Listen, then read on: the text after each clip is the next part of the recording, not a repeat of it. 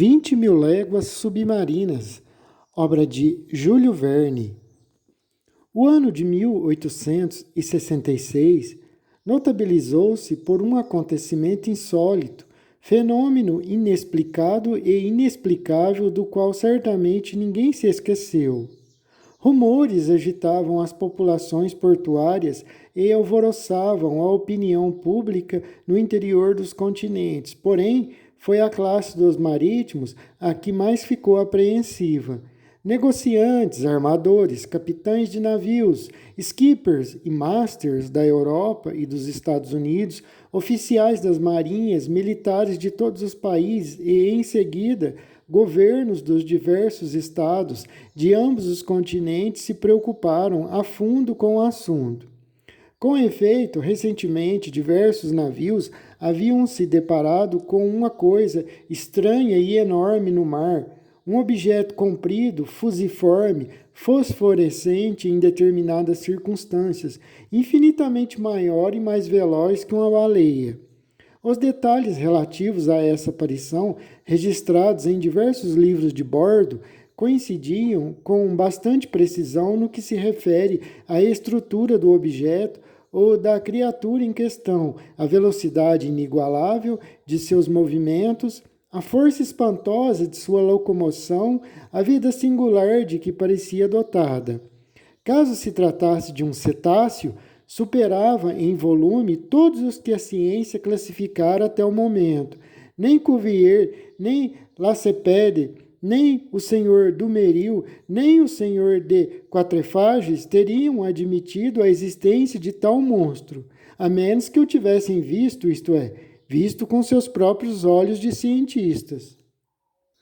Calculando a média das observações efetuadas em diversas oportunidades, descartando as tímidas conjecturas que atribuíam ao mencionado objeto um comprimento de 60 metros e rechaçando as opiniões exageradas que eu dizia com 1.500 de largura e 5.000 de comprimento, era plausível afirmar, entretanto, que aquela criatura fenomenal superava com sobras todas as dimensões aceitas até aquele dia pelos ictiologistas, se porventura existisse. Ora, existia, o fato em si não era mais questionável, e com essa propensão que impele o cérebro humano ao maravilhoso, nada mais compreensível que o abalo produzido no mundo inteiro pela sobrenatural aparição da criatura. Quanto a relegá-la à categoria das fábulas, era inútil insistir. Com efeito, em 20 de junho de 1866, o vapor Governor Higginson da Calcutta Company divisara o movimento da tal massa enorme a 5 milhas náuticas de distância, a leste do oriental da Austrália. O capitão Baker, a princípio, julgou-se diante de um recife não assinalado nos mapas. Dispunha-se, inclusive, a medir sua posição exata, quando 2 colunas de água, esguinchadas do inexplicável objeto, projetaram-se, assobiando a 50 metros de altura. Logo, a menos que o Recife se achasse submetido a expansões intermitentes de um geyser, o governor Higginson via-se às voltas, pura e simplesmente com algum mamífero aquático, desconhecido até aquela data, que expelia pelos orifícios colunas de água misturada a ar e vapor.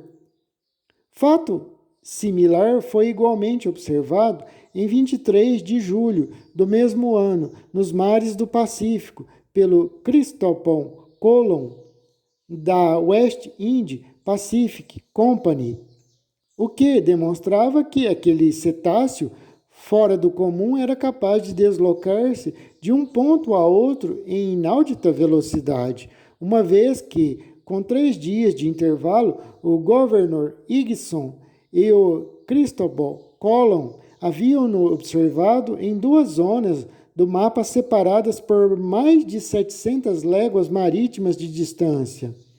15 dias mais tarde, a 2.000 léguas dali, o Helvetia, da Compagnie Royal Mail, navegando em sentidos opostos da porção do Atlântico compreendida entre os Estados Unidos e a Europa, trocaram avisos situando o monstro, respectivamente, a 42 graus 15 de latitude norte e a 60 graus 35 de longitude a oeste do meridiano de Greenwich. Por essa observação simultânea, julgou-se poder estimar o comprimento mínimo do Shannon e do Helvetia. Eram menores que ele, a despeito de medirem 100 metros da roda de proa ao cadaste. Ora, as baleias de maior porte, as que frequentam as paragens das ilhas Aleutas, a Ulamac e a Ungalik, jamais ultrapassaram 56 metros de comprimento, se é que chegavam a tanto. Após esses reiterados incidentes, novas observações efetuadas a bordo do transatlântico Le Perrier, uma abordagem entre o Etna da ilha Imman e o monstro, um relatório elaborado pela fragata francesa La Normandie, bem como um seríssimo levantamento obtido pelo Estado-Maior do Comodoro Fitzjames a bordo do Lord Clyde, mexeram profundamente com a opinião pública. Nos países de humor leviano, caçoaram do fenômeno, mas nas nações graves e pragmáticas, como Inglaterra, Estados Unidos, Alemanha, foi grande a preocupação. Em todos os quadrantes, nos grandes centros urbanos, o monstro entrou em voga, era a conversa principal. Foi cantado nos cafés, enxovalhado nas revistas, representado nos teatros. Os pasquins viram nele uma boa oportunidade de plantar notícias de todo calibre. Os jornais, pouco imaginativos, ressuscitaram todas as criaturas imaginárias e gigantescas, desde a baleia branca, terrível Moby Dick, das regiões hiperbóreas até o Kraken, sem mais tamanho, cujos tentáculos podem cingir uma embarcação de 500 toneladas e arrastá-la para as profundezas do oceano. Chegou-se a reproduzir anotações e opiniões de Aristóteles e Plínio que admitiam a existência de tais monstros. Depois, os apontamentos noruegueses do bispo Petland, as crônicas de Paul Egge e, finalmente, os relatórios do Sr. Errington, cuja boa-fé é incontestável, quando, a bordo do Castilha, em 1857, afirma ter visto a enorme serpente que até então frequentara apenas os mares do Pacífico. Foi nesse momento que estourou nas sociedades eruditas e revistas científicas a infindável polêmica entre crédulos e incrédulos. O enigma do monstro incendiou as mentes. Os jornalistas que professavam a ciência em luta contra os que professam o espírito despejaram rios de tinta durante essa memorável campanha, alguns, inclusive, 2 ou 3 gotas de sangue, pois da serpente do mar passaram as personalidades mais vis.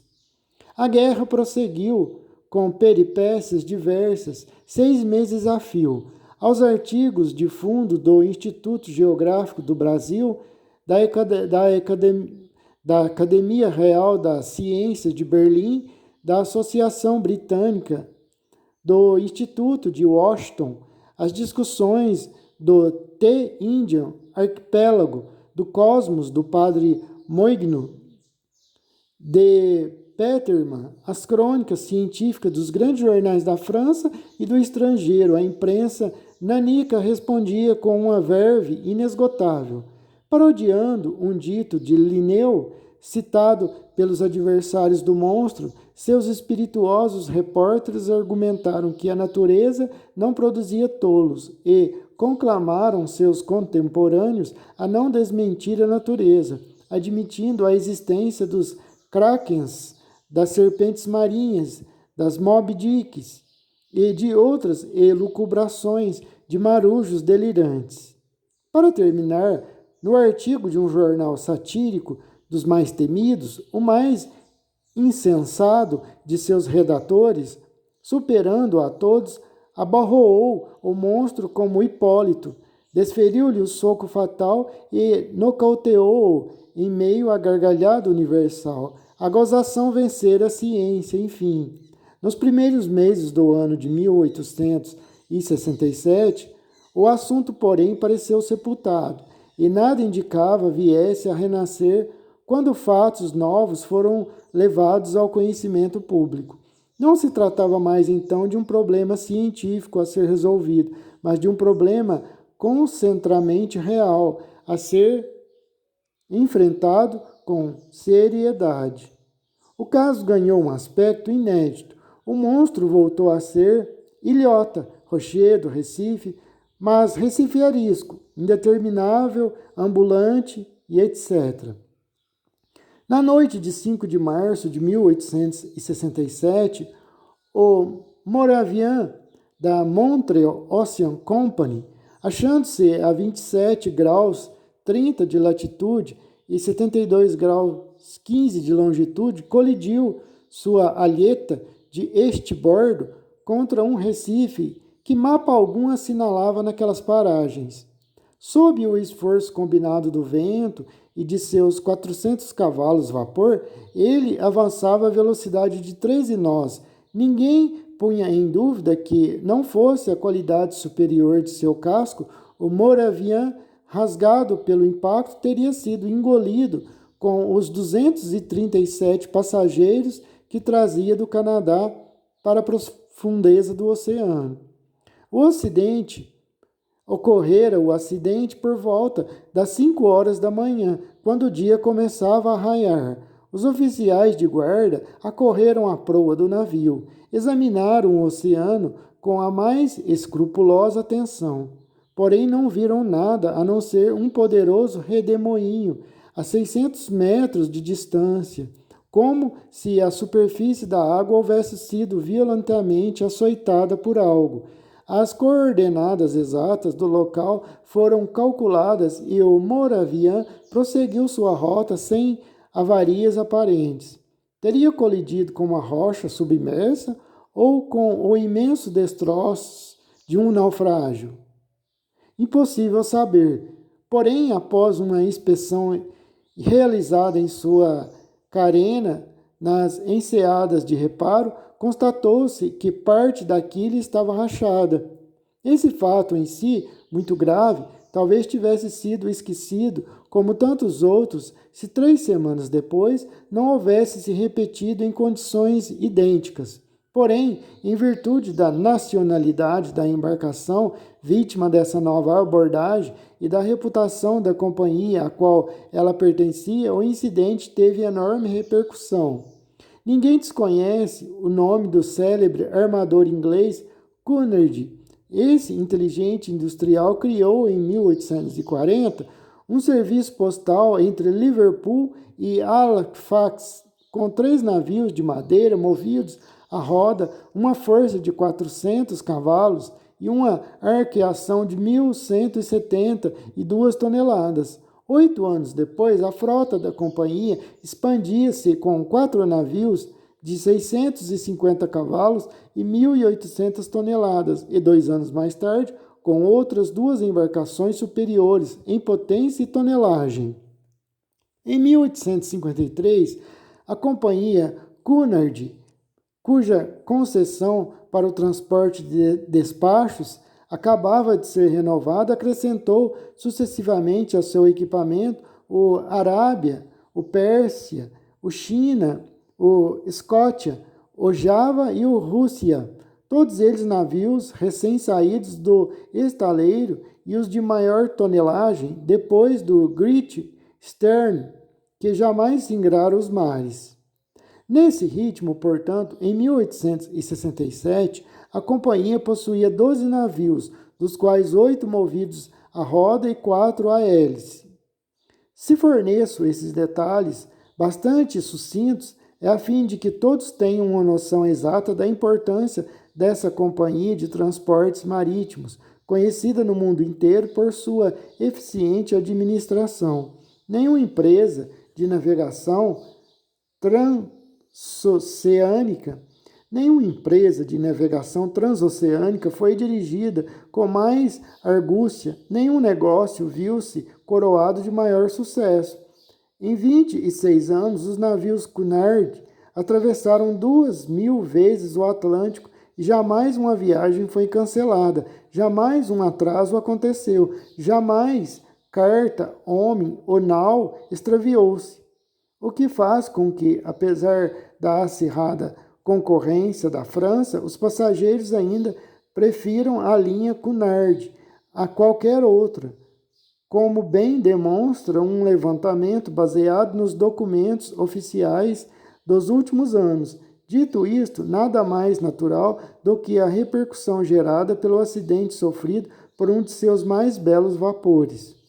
Em 13 de abril de 1867, o mar estava aprazível, o vento manejável e o Scotia encontrava-se a 15 graus 12 de longitude e a 45,37 graus de latitude.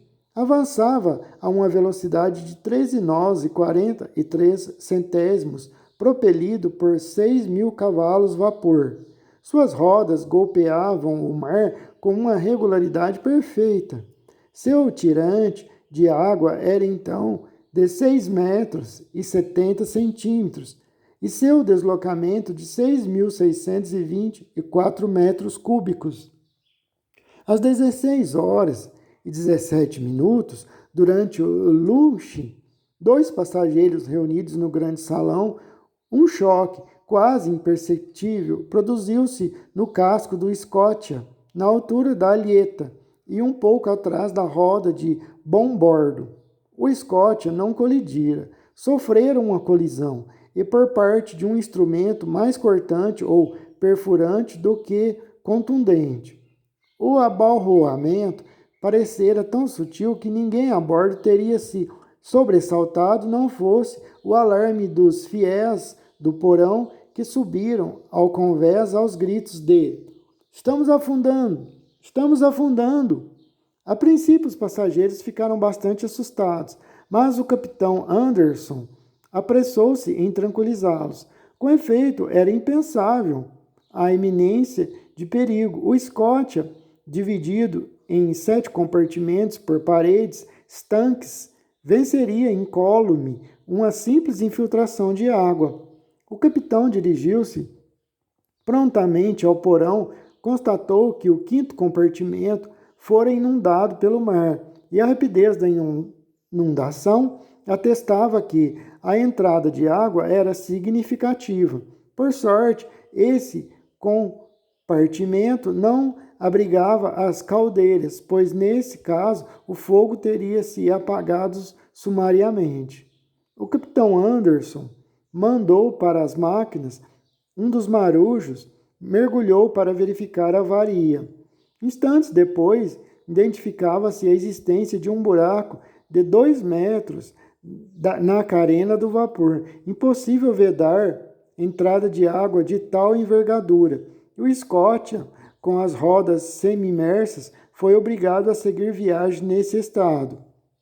Encontravam-se então a 300 milhas do Cabo Clear e, após 3 dias de um atraso que preocupou seriamente Liverpool, atracou no cais da companhia. Os engenheiros procederam então a uma vistoria do Scotia, transferido para o estaleiro. Não conseguiram acreditar em seus próprios olhos. 2,5 metros abaixo da linha de flutuação, um rasgo regular se abria em forma de triângulo isósceles. A rachadura da placa parecia desenhada e com certeza não fora feita aleatoriamente. Logo, era preciso que o instrumento perfurante capaz de produzi-la fosse de uma têmpera pouco usual e que, após ter sido lançado com uma força prodigiosa, penetrando assim numa placa de 4 centímetros, possivelmente tivesse se retirado por si mesmo mediante um movimento retrógrado e de todo inexplicável. Esse último capítulo teve como resultado magnetizar novamente a opinião pública quanto à criatura. Com efeito, sinistros marítimos sem causa determinada foram creditados à ação do monstro. O fantástico animal endossou a responsabilidade por todos esses naufrágios, cujo número, infelizmente, é considerável, pois de 3.000 embarcações cuja perda é anualmente registrada no Bureau Veritas, a cifra de navios a vapor ou vela supostamente sossobrados com perda total em virtude da falta de notícias não monta a menos de 200. Ora, justa ou injustamente, o monstro foi acusado por seu desaparecimento e assim com as comunicações entre os diversos continentes, tornando-se cada vez mais instável, a opinião pública manifestou-se, exigindo terminalmente que os mares se vissem desvencilhados a qualquer custo do mirabolante monstro. Na época em que se deram esses acontecimentos, eu regressava de uma exploração científica empreendida nas terras agrestes do Nebraska, nos Estados Unidos. Invocando meu título de professor suplente no Museu de História Natural de Paris, o governo francês agregava-me àquela expedição. Após uma estada de 6 meses no Nebraska, cheguei a Nova York no final de março, depositário de valiosas coleções. Minha viagem para a França estava marcada para os primeiros dias de maio. Ocupava-me, nesse interim, em classificar minhas riquezas mineralógicas, botânicas e zoológicas, quando então sobreveio o incidente do Scotia. Eu estava perfeitamente a par do assunto na ordem do dia, e como não estaria? Ler e reler todos os jornais americanos e europeus sem ter avançado muito. Aquele mistério me intrigava. Na impossibilidade de formar uma opinião, oscilava de um extremo a outro. Que houvera alguma coisa, isso não podia mais ser posto em dúvida. E os incrédulos eram convidados a tocar com o dedo a chaga do Scotia. Quando cheguei a Nova York, o assunto fervilhava. A hipótese do rochedo flutuante no Recife móvel, defendida por certos indivíduos incompetentes, fora completamente abandonada. E com efeito, a menos que aquele Recife carregasse um motor no ventre, como era possível deslocar-se a velocidade tão prodigiosa? Da mesma forma, foi rechaçada a existência de um casco flutuante de um monumental destroço, e isso igualmente em função da velocidade e do deslocamento. Restavam então 2 soluções possíveis para o problema, as quais congregavam 2 clãs bem distintos de adeptos. De um lado, os que inclinavam por um monstro de força colossal, do outro, os que pendiam para uma embarcação submarina de extrema potência motora. Ora, esta última hipótese, afinal aceitável, não foi capaz de resistir às buscas efetuadas nos 2 mundos. Era pouco provável que um cidadão comum tivesse à disposição tão avançado equipamento. Onde e quando o teria construído e como teria mantido a construção em segredo? Somente o governo de um país achava-se em condições de deter máquina destrutiva de tão grandioso porte. E nesses tempos desastrosos, em que o homem empenhava-se em multiplicar a potência das armas de guerra, era bem possível que algum Estado tentasse a revelia dos outros uma máquina daquele tipo. Depois das espingardas torpedos, depois dos torpedos, foguetes, submarinos, depois a reação, ao menos é o que espero. Mas a hipótese de uma máquina de guerra ruiu novamente diante da declaração dos governos. Como no caso tratava-se de um assunto de interesse público, uma vez que interferia nas comunicações transoceânicas, a sinceridade dos estados não podia ser questionada.